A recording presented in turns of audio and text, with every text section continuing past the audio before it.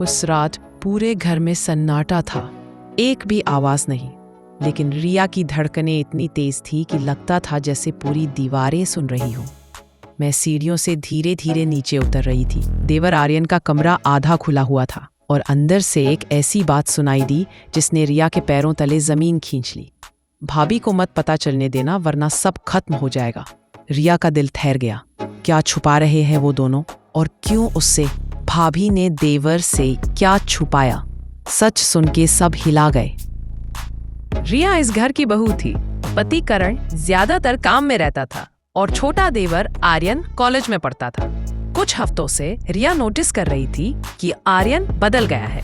पहले हंसमुख खुले दिल वाला, अब ज्यादातर चुप, दरवाजा बंद और किसी से भी बात करने से बचता हुआ। और सबसे अजीब बात, वो रिया से नजरें चुराने लगा था। एक रात रिया पानी लेने किचन में गई। वहीं उसे सीढ़ियों के पास धीमी फुसफुसाहट सुनाई दी। किसी कमरे का दरवाजा हल्का खुला था और आवाज आर्यन की थी। मैंने सब संभाल लिया है, बस भाभी को पता न चले। रिया ठिठक गई। किस बात का? क्या छुपाया जा रहा है और उससे क्यों? अगली सुबह रिया ने देखा कि आर्यन अपना फोन छुपा रहा है। किसी फोल्डर को बार बार डिलीट कर रहा था। रिया ने पूछा, आर्यन कुछ परेशान हो? आर्यन चौंक गया। उसकी आंखों में डर था, गुस्सा नहीं। भाभी सब ठीक है, आप बस मेरे कमरे में मत आना। यह कहते हुए वह जल्दी से निकल गया। कमरे में एक नोट मिला। अगर ये बाहर गया तो सब खत्म। किसका क्या खतरा है? मन पति करण का व्यवहार भी बदलना।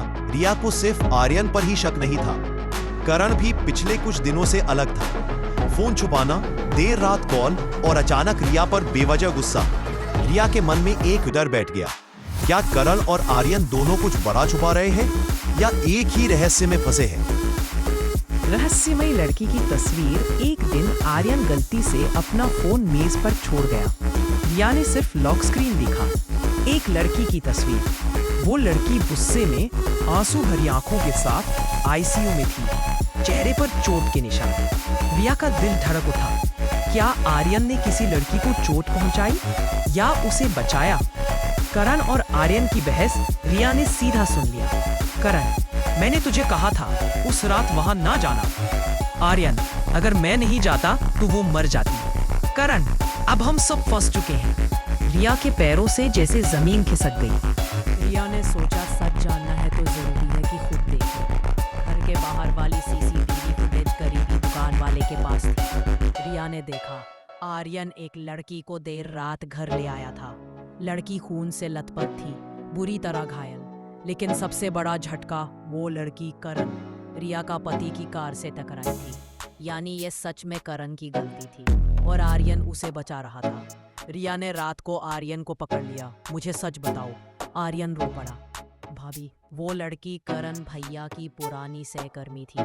काम से लौटते वक्त भैया की गाड़ी उससे टकरा गई। लोग भैया को पहचानते थे, इसलिए उसने मुझे फोन किया। मैं उसे हॉस्पिटल ले गया, लेकिन पुलिस केस बन जाता, भैया की नौकरी जाती और घर डूब जाता। मैंने डॉक्टर को चुप कराया और उस लड़की का इलाज करवाया। वह अब ठीक है। रिया की आंखों में आंसू आ गए।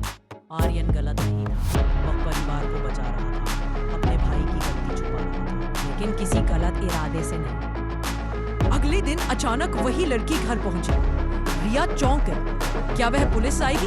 पर लड़की ने रिया के हाथ पकड़कर कहा, आपके देवर ने मेरी जान बचाई।